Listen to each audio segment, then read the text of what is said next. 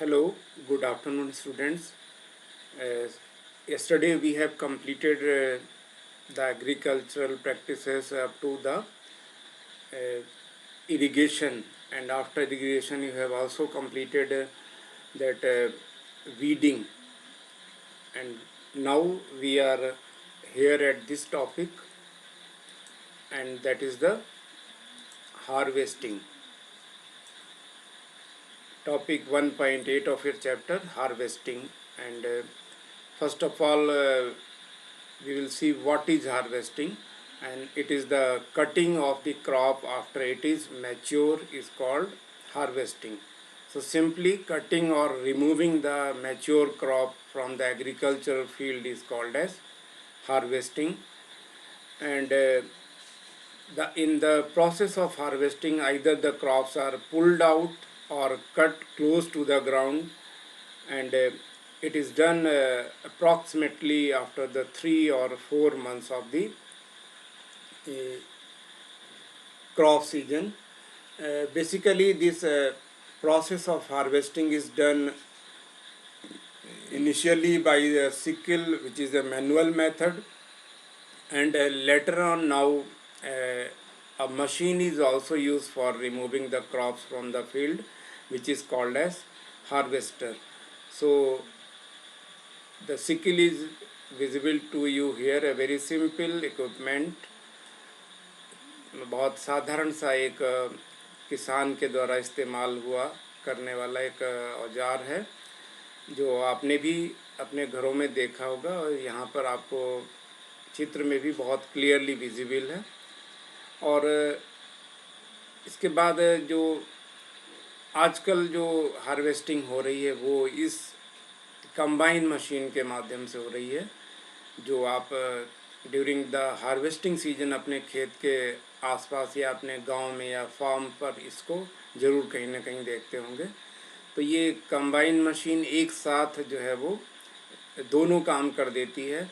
अगर manually harvesting हो रही है तो उसके बाद थ्रेशिंग की ज़रूरत पड़ती है, जो कि मैं थ्रेशिंग को आपको थोड़ा इमेज थ्रेशिंग की आपको दिखाना चाहूँगा।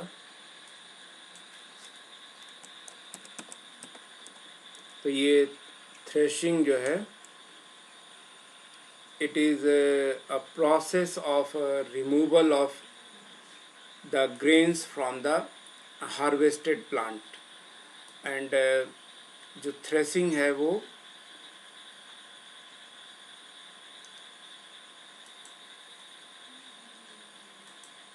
it is done manually also। सबसे पहले आप देख रहे होंगे कि किसान जो है वो छोटे जो किसान होते हैं, they collect the crop plants eight one place, और फिर वहाँ पर कोई ड्रम या कोई लकड़ी का मोटा लट्ठा इस प्रकार की कोई चीज़ रख करके, और हार्वेस्टेड जो क्रॉप हैं, स्पेशली जो राइस प्लांट्स होते हैं, उनको इस तरीके से एक बंडल बना करके और फिर इस पर बार बार मारते हैं, जिससे कि जो ग्रेन्स हैं वो एक जगह कलेक्ट होते रहते हैं, और चैफ जो है, भूसा जो है वो थोड़ा सा उसके सराउंडिंग एरिया में बिखरता रहता है, और फिर इसकी फिर विनोइंग की जाती है। मैं अभी कुछ और सीन्स जो है, आपको कुछ और इमेजेस जो है वो इसके थ्रेशिंग के दिखाना चाहूँगा वन बाय वन। यहाँ पर आप देख रहे होंगे कि ये एक थ्रेशर मशीन है, जो जनरली हार्वेस्टिंग के बाद आपको अपने गांव के बाहर किसी मैदान में या खेत में ज़रूर देखने को मिलती है। तो ये मोटर चालित या आप कहें कि इंजन से या ट्रैक्टर से चलने वाली मशीन होती है, जिसमें क्रॉप प्लांट पूरा का पूरा डाल दिया जाता है इसके अंदर, और फिर नीचे जो है वो ग्रेन्स गिरते हैं जो छन करके अलग होते रहते हैं, और द चैफ जो भूसा होता है वो फैन के द्वारा, रोटेटिंग फैन के द्वारा काफ़ी दूर तक जा कर के गिरता है। ये भी मैनुअल वे है थ्रेशिंग का, फिर से एक बार, जहाँ पर आप देख रहे होंगे कि एक साथ मिल करके महिलाएं जो है आपको थ्रेशिंग करती हुई दिखाई दे रही हैं। ड्रम रखे हैं, उसके ऊपर वो लगातार बंडल्स को जो है वो बीट कर रही हैं। फिर अगेन जो है एक थ्रेशर जो है, बड़ा थ्रेशर है आपकी, यहाँ पर ट्रैक्टर से संभवतः चलता है ये, और इसमें आप देख रहे होंगे कि काफ़ी ज़्यादा मात्रा में गेहूँ जो है वह रखे हुए हैं, एक तरफ बंडल बने हुए, और फिर कुछ 2-3 किसान मिल करके कोई एक आदमी उसमें गेहूं के बंडल को लगाता है मशीन के अंदर, दूसरी तरफ से काफ़ी तेज़ी से जो है वो ये भूसा जो है वो डस्ट की फॉर्म में आपको उड़ता हुआ नज़र आता है। तो this is all about the threshing. और फिर से जो है इसके बाद जो है इसमें कंबाइन मशीन को दिखाया गया है। अब जब आपने जब मैनुअल कटिंग देखी थी, मैनुअल हार्वेस्टिंग, उसमें थ्रेसिंग की अलग से ज़रूरत पड़ती, लेकिन कंबाइन मशीन आने से ये किसान का काम बहुत कम समय में बड़ी आसानी से हो जाता है। तो ये मशीन एक साथ, कंबाइन का मतलब है कि एक साथ इसमें हार्वेस्टर प्लस थ्रेशर दोनों इसमें एक साथ होते हैं, जिसके कारण से एक ही बार में खेत से फसल जैसे ही कटती है तुरंत उसमें से ग्रेन्स और भूसे भी अलग हो जाता है, और उस पर लगा हुआ एक पाइप डायरेक्टली ट्रॉली के अंदर उसको गिरा सकता है। तो मैं आपको एक बार इस हार्वेस्टर को भी आपको दिखाना चाहूँगा।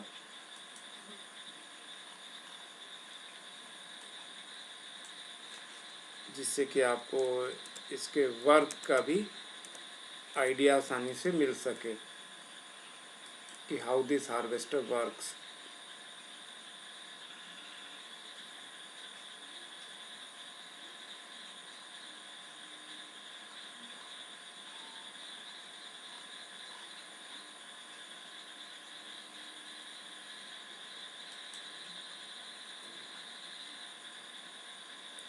ये आपको हार्वेस्टर जो है वो यहाँ पर दिखाया गया है। इसको थोड़ा सा मैं आपके लिए अरेंज करता हूँ। ये बहुत क्लियर पिक्चर है। तो ये जो पाइप जिसकी मैं बात कर रहा था, यहाँ से अनाज सीधे निकलता है और जा कर के डायरेक्टली ट्रॉली में गिरता है। तो किसान का काफ़ी समय और लेबर की बचत होती है इस हार्वेस्टर से। तो आजकल जो बड़े फार्म हैं जनरली जो है वो वहाँ पर इसका यूज़ होता है, और पंजाब से मशीन्स स्पेशली उत्तर भारत के विभिन्न क्षेत्रों में आती हैं हार्वेस्टर मशीन्स, और इस तरीके से किसान का काम ये आसान करती है।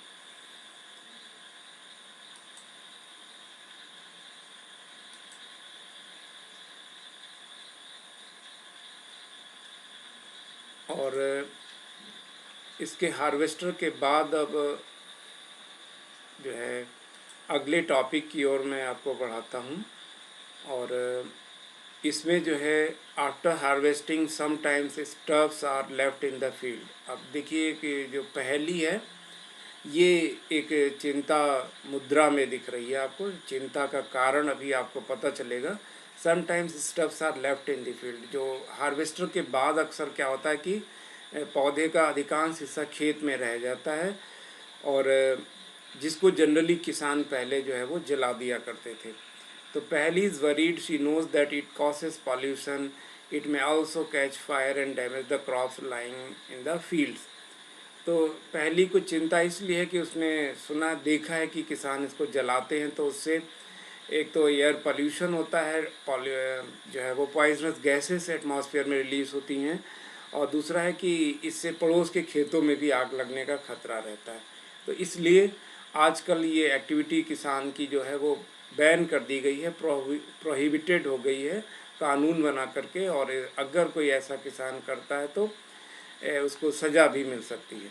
तो ये चीज़ें जो है वो धीरे धीरे कम हो रही हैं। दिल्ली में जब सबसे ज़्यादा प्रॉब्लम आई थी पॉल्यूशन की, तो ये आरोप लगा था कि पंजाब और हरियाणा के किसान खेतों में ये पराली जलाते हैं, जिसके कारण से एटमॉस्फेयर उतना ज़्यादा पॉल्यूट होता है। तो उसको तुरंत फिर बैन किया गया, और आजकल उसको काट करके भूसे में बदलने की मशीनें आ गई हैं, जो अब इस जलाने की समस्या से भी छुटकारा दिला चुकी हैं। फिर अगला वर्ड आप देख रहे होंगे यहाँ पर, मैं इसको अभी आपके लिए हाईलाइट करता हूँ, and it is the winnowing. अगर हार्वेस्टिंग मैनुअली होती है तो किसान उसको पीट करके, और फिर अनाज और भूसे का मिक्सचर बनता है। फिर उस मिक्सचर से जो है वो भूसे और अनाज को अलग किया जाता है। तो यहाँ पर तो एक फ़ैन का यूज़ किया जा रहा है, जो विनोइंग में हेल्प करता है। अदरवाइज़ मैं विनोइंग के जो है आपको एक चित्र भी दिखाना चाहूँगा। इमेज आपके लिए मैं सर्च करता हूँ यहाँ पर, जो कि आपको विनोइंग का आइडिया देगी। आप वैसे 6 क्लास में विनोइंग को पढ़ चुके हैं और उसमें आपने पढ़ा था कि ब्लोइंग विंड की सहायता ली जाती है। तो ब्लोइंग विंड जो है वो भूसे को अपने साथ उड़ाकर ले जाती है और जो हैवी ग्रेन्स होते हैं वो नीचे गिरते रहते हैं। तो I am searching a GIF for you, जिसमें आप विनोइंग होता हुआ देख सकें थोड़ा सा, तो it will be more clear to you.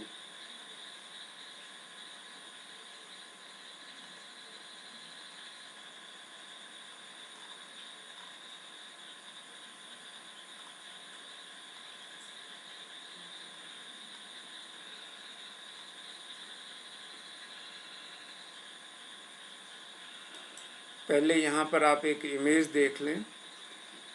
इसमें जो है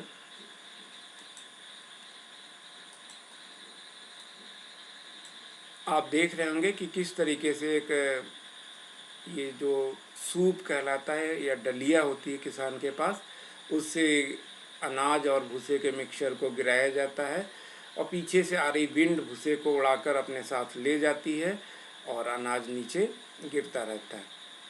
कुछ और विनोइंग की इमेजेस में जो है आपको दिखाना चाहूँगा। यहाँ पर भी विनोइंग हो रही है। ये भी आप देखेंगे कि किस तरीके से ऊपर उसको पूरे मिक्सचर को ऊपर उठा करके गिराया जा रहा है और हवा उसको उड़ा के ले जाती है। So this is also a step in the harvest.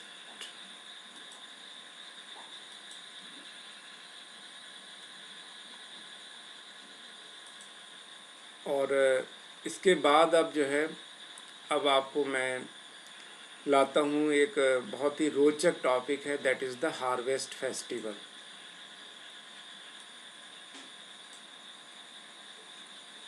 नाम से ही जुड़ा हुआ है। हार्वेस्ट मतलब फसल की कटाई और फेस्टिवल मतलब त्यौहार। फसल की कटाई से जुड़े हुए कुछ फेमस फेस्टिवल्स हैं हमारी कंट्री में, क्योंकि ये किसान की मेहनत के बाद एक जॉय का सीजन आता है। जब किसान अपनी खेत में पकी हुई फसल को देखता है तो it is just golden in colour, सुनहरी छटा जो है उसे दिखाई देती है। और ऐसी छटा जो है वो किसान के घर और परिवार और इवन पूरे गांव में खुशहाली का माहौल उस समय बना होता है। किसान जो है वो अपनी फसल की कटाई करके उसको बेच करके उसकी अर्निंग होती है और उसी समय वो नए कपड़े नई चीज़ें अपनी ख़रीदता है।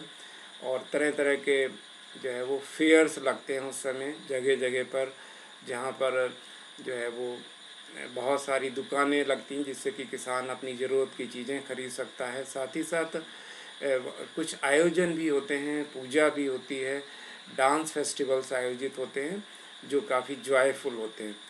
तो सम ऑफ द जो है वो special festivals associated with harvest season are Pongal. मैं सबसे पहले फिर से एक बार आपको पोंगल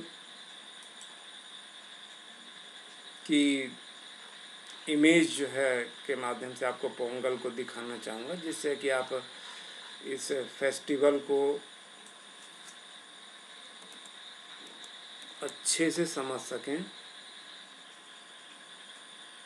ये पोंगल जो फेस्टिवल है, it is the festival of Tamil Nadu. Specially Tamil Nadu में ये एक हार्वेस्ट फेस्टिवल है। और आप देख रहे होंगे चित्र में कि किस तरीके से घरों में जो है वो पूजा की जाती है इस पर्व पर, और फिर एक विशेष व्यंजन बनता है जो पोंगल के नाम से ही कहलाता है। खिचड़ी टाइप का एक व्यंजन होता है जो फिर बना करके और पूजा होती है, नारियल का उपयोग होता है उस समय। तो इससे पोंगल से जुड़े हुए कुछ अन्य चित्र मैं आपको 1 बाय 1 स्क्रीन पर दिखाना चाहूँगा, जो हमें पोंगल के विषय में और कुछ आइडिया देते हैं। आप देख रहे होंगे कि किस तरीके से इकट्ठे बैठ कर के पूजा होती है। इसमें अनाज रखा जाता है, अन्य कुछ खाने के पदार्थ रखे जाते हैं, और ये स्पेशल तरीके से एक खिचड़ी देखिए आप पकाई जाती है पूजा के स्थान पर, और फिर उसको प्रसाद के स्वरूप बांटा जाता है। तो ये पोंगल किस तरीके से पारंपरिक ढंग से तमिलनाडु में मनाया जाने वाला एक हार्वेस्ट फेस्टिवल है, आपने देखा। और इसके बाद जो है आपका अगला जो फेस्टिवल है वो है बैसाखी। आप इससे अच्छी तरीके से परिचित होंगे। ये पंजाब, स्पेशली पंजाब में मनाया जाने वाला एक हार्वेस्ट फेस्टिवल है, और इसके भी मैं इमेजेस आपको स्क्रीन पर अभी दिखाना चाहूँगा।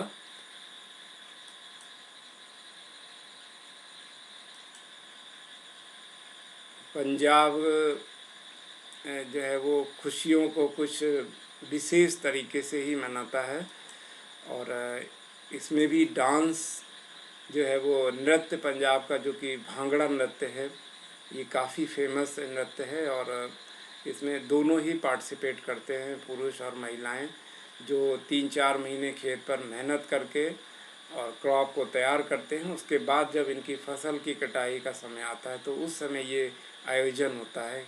और कभी कभी ये फार्म में जा कर के खेतों के बीच में आप देख रहे होंगे यहाँ पर दिखाया जा रहा है। कुछ और तस्वीरें इस बैसाखी पर्व से जुड़ी हुई मैं आपको यहाँ पर स्क्रीन पर दिखा रहा हूँ अभी। इसमें आप विभिन्न मुद्राएं जो है भांगड़ा की देख रहे हैं।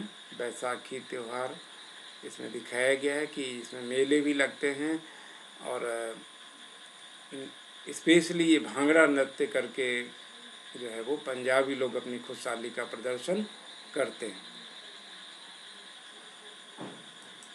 इसी तरीके से जो है अगला जो हार्वेस्ट फेस्टिवल है that is the north India के हैं होली एंड दीपावली या दिवाली।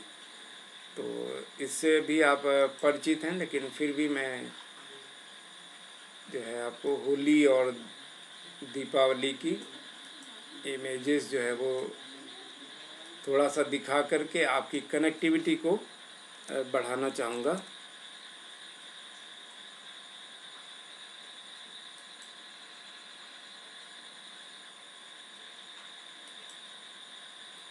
ये आप सभी इसमें बहुत ही जॉय के साथ इस फेस्टिवल को एंजॉय करते हैं।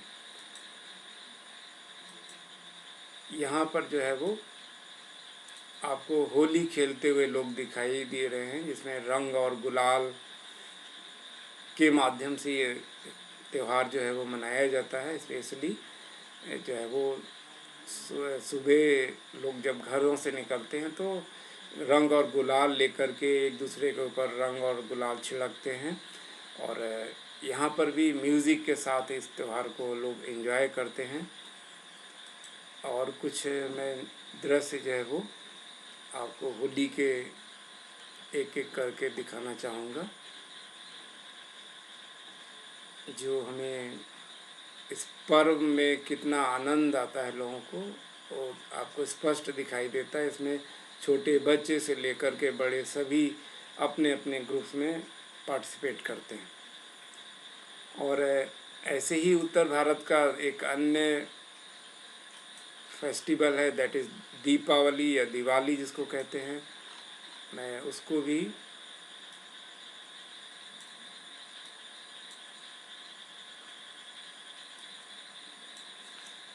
आपको स्क्रीन पर दिवाली के भी कुछ सीन जो है आपको, या कहेंगे कि इमेजेस जो है मैं स्क्रीन पर आपको दिखाना चाहूँगा। ये सबसे पहले दीपावली जो है वो घर में एक विशेष स्थान पर पूजा, जहाँ पर गणेश लक्ष्मी की पूजा की जाती है, उसका चित्र है आपके सामने। और इसके अलावा जो है वो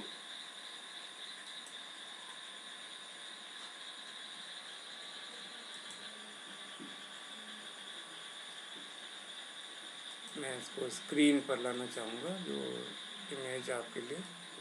सर, यहाँ पर आप देख रहे होंगे कि किस तरीके से दीप जला करके और घर द्वार, घर के अंदर और घर के बाहर, छत पर सब जगह सजावट होती है। और अगले चित्र में आपको जो है वो उस दिन विशेष रूप से पटाखे आदि काफ़ी छुड़ाए जाते हैं।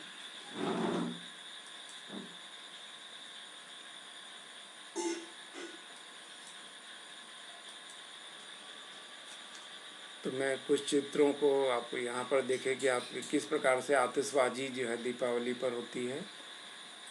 मिठाइयाँ भी लोग एक दूसरे को बांटते हैं और नए कपड़े पहन करके इस त्यौहार का आनंद लेते हैं। तो ये कुछ हार्वेस्ट फेस्टिवल की बात अभी तक हो रही थी। और अब मैं जो है वो ये आप एक स्पेशल क्वेश्चन की तरह इसको तैयार कर लेंगे। और जनरली इसमें ये यहाँ से क्वेश्चंस आते हैं, फेस्टिवल्स और उनके स्टेट्स कभी कभी पूछ लिए जाते हैं। तो आपको पता होना चाहिए कि पोंगल तमिलनाडु का हार्वेस्ट फेस्टिवल है, और बैसाखी पंजाब का है, होली दीपावली अपने उत्तर भारत में मनाए जाते हैं, नवन्या इज़ फ्रॉम बंगाल, और बिहू बहुत अच्छा एक जो है फेस्टिवल है, it is from the Assam. तो मैं बिहू को भी जल्दी से आपको बिहू की भी इमेज दिखाने का प्रयास करता हूँ, ताकि आप थोड़ा सा बिहू के विषय में अब आपको जानकारी मिल सके। और ये जो फेस्टिवल है ये आसाम में बहुत उमंग के साथ मनाया जाने वाला फेस्टिवल है, जिसमें महिलाएं और पुरुष दोनों एक विशेष पारंपरिक ड्रेस या कहेंगे वस्त्र पहन करके और इसमें बहुत सुंदर रोचक नृत्य प्रस्तुत करती हैं। तो इससे जुड़े हुए कुछ मैं इमेजेस आपके सामने लाना चाहूँगा, जो हमें बिहू की रोचकता और बिहू के जो विहंगम दृश्य होते हैं उनकी जानकारी इनसे मिलती है। तो अभी बच्चों आप लोगों ने देखा कि किस तरीके से ये जो फेस्टिवल्स हैं, जो कि मेनली हार्वेस्ट फेस्टिवल्स हैं, वो किसान के लिए जो है वो खुशहाली के पर्व के रूप में होते हैं। और हमारे देश के विभिन्न हिस्सों में इन सभी पर्वों को बड़ी ही धूमधाम के साथ मनाया जाता है, और किसान तथा उसके परिवार से जुड़े हुए लोग मिल करके इन पर्वों का आनंद लेते हैं। तो इस तरीके से एक खेती का कार्य, जो एग्रीकल्चर का कार्य है, जो कि काफ़ी मेहनत भरा कार्य होता है, उसमें भी किसान को कुछ दिन जब फसल की कटाई होती है उस समय किसान जो है वो माइंड से रिलैक्स होता है, उसके लगभग सभी कार्य पूरे हो चुके होते हैं, और फाइनली उसको वो अपनी क्रॉप मिलती है जिसका वो 3 महीने से 4 महीने से इंतज़ार कर रहा होता है, और वही उसकी आय का साधन होती है। इसलिए लगभग कटाई के समय ही, फसल की कटाई के समय ही इस तरीके के पर्व के आयोजन की परंपरा हमारे देश में है, जिससे कि किसान अपनी ज़रूरत की चीज़ों को खरीद सके और कुछ समय जो है वो खुशी और आनंद में भी बिता सके। इसके बाद अब जो है आपका लास्ट टॉपिक है, दैट इज़ स्टोरेज। थोड़ा सा मैं इसको भी स्क्रॉल करके आपको दिखाना चाहूँगा कि किसान की सारी मेहनत जो है वो 3-4 महीने तक होती है, लेकिन उसके बाद जब हार्वेस्टिंग हो जाती है तो किसान के पास जो है वो काफ़ी ज़्यादा मात्रा में ग्रेन्स आते हैं, और उन ग्रेन्स को प्रॉपरली जो है वो स्टोर करने की ज़रूरत होती है।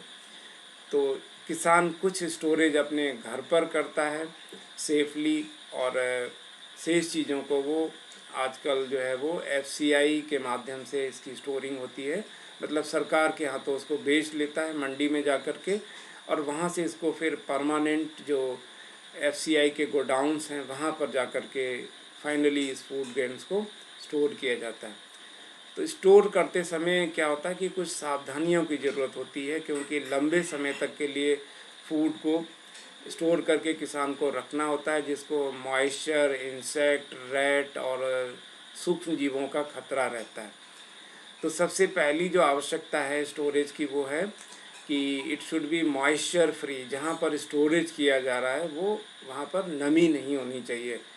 और अगर फ्रेशली हार्वेस्टेड ग्रेन्स हैं तो उनको बगैर सुखाए पहले उनको 2-4 दिन तक धूप में डालकर अच्छी तरीके से सुखाया जाता है, जिससे कि उनके अंदर की नमी जो है वो निकल सके और फिर उसके ऊपर जो है वो छोटे छोटे कीड़े और माइक्रो ऑर्गेनिज्म जो है वो अटैक नहीं कर सकते हैं।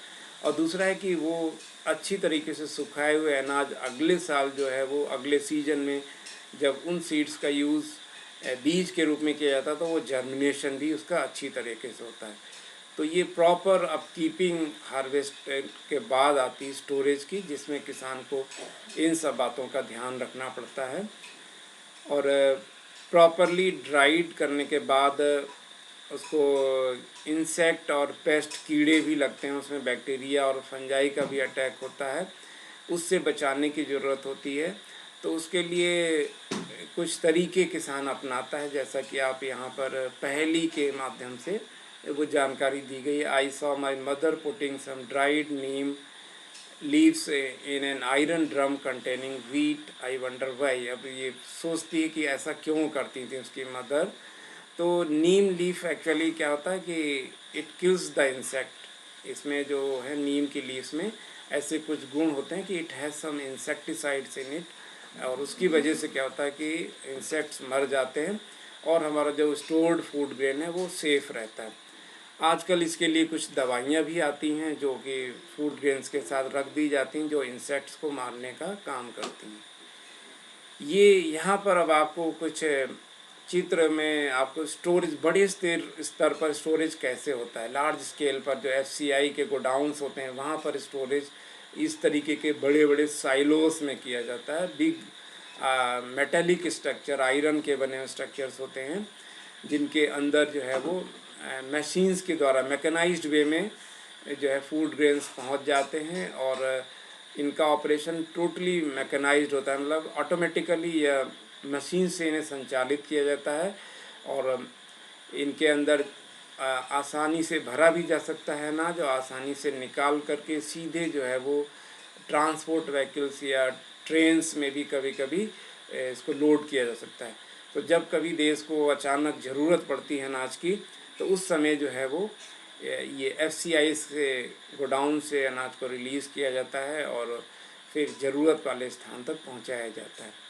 ऐसे ही एक स्ट्रक्चर जो है वो ग्रेनरी का दिखाया गया है।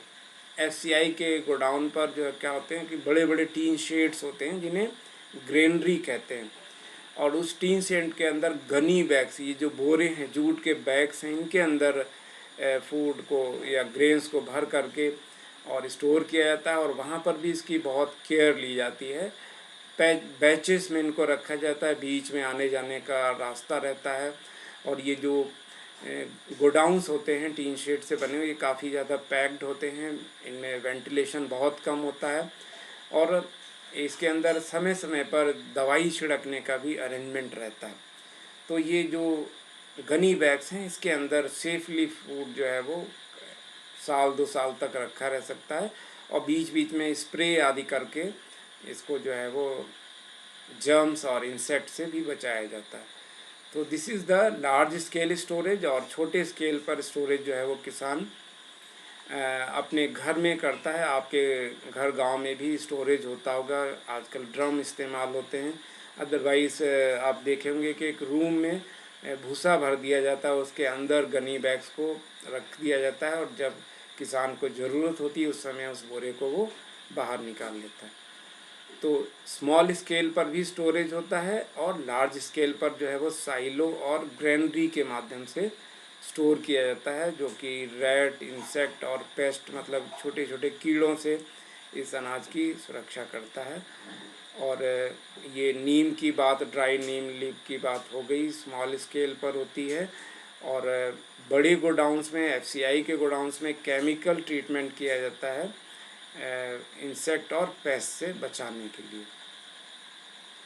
और फाइनली जो है वो अब एक आपकी इसमें लास्ट एग्रीकल्चर का एक और पार्ट है कि किसान एग्रीकल्चर में बहुत सारे एनिमल्स का भी यूज़ करता है। तो किसान के साथ एक पैरेलल वर्क चलता है कि up keeping of the some domestic animals, और वो एनिमल्स उसके खेती में भी काम आते हैं, प्लॉइंग आदि में या बैलगाड़ी आदि को खींचने में, और साथ ही साथ उसके लिए इनकम का सोर्स भी ये एनिमल्स बनते हैं। तो इस पूरे प्रोसेस को, मतलब जो यूज़फुल एनिमल्स हैं, जो इनकम का सोर्स बनते हैं फार्मर के लिए, that is called as animal husbandry. यहाँ पर ये वर्ड आपका आया है, तो आपको ये वर्ड भी डिफाइन करना होगा। तो है इसमें, एनिमल्स रियर्ड एट होम और in farms have to be provided with proper food, shelter and care. When this is done on a large scale it is called animal husbandry. बड़े स्तर पर जानवरों को पालना, उनकी केयर करना, उनको फूड प्रोवाइड करना और उन्हें आवास, उचित आवास देने की व्यवस्था करना, जब ये काम बड़े स्तर पर किया जाता है तो उसे एनिमल हस्बेंड्री कहते हैं।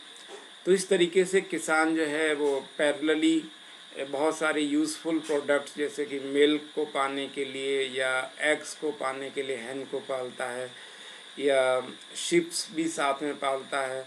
तो ये सब पैरेलल के काम हैं जो एनिमल हस्बेंड्री के अंतर्गत आते हैं। और आजकल सरकार जो है वो एनिमल हस्बेंड्री को बढ़ावा देती है। इसमें इवन फिश जो है वो मछली पालन भी इंक्लूडेड है। तो किसानों को ये सब कार्य करके जो है वो अपनी इनकम बढ़ाने का मौका मिलता है। और जनरली जो फूड है इन एनिमल्स के लिए वो उसको एग्रीकल्चर से ही मिल जाता है। तो किसान को कोई बहुत ज़्यादा अतिरिक्त पैसा खर्च नहीं करना पड़ता है और उसके काम आसान हो जाते हैं। पैरेलली उसको इनकम भी हो जाती है, उसको मिल्क भी मिल जाता है, और यही एनिमल्स उसके एग्रीकल्चर प्रोसेस में कहीं ना कहीं काम आते हैं। So with this the chapter is over now, or I think now the agriculture practices are clear to all of you। और कल हम लोग जो है अब एक इसकी एक्सरसाइजेस के साथ मिलेंगे, या मैं इसकी एक्सरसाइजेस आपको जो है वो एक PDF बना करके भेज दूंगा। और बहुत जल्दी आपके एग्ज़ाम्स की डेट भी आ गई है, आपको बता दी जाएगी जैसे स्कूल से मिलेगी। तो आप प्रिपेयर्ड रहें अपने लिए। आपके 4 चैप्टर्स हो चुके हैं, और जो भी चैप्टर हुए हैं यहीं से आपका सिलेबस रहेगा। तो hope that now this chapter is also clear to you, and with this I conclude the chapter and have a nice day.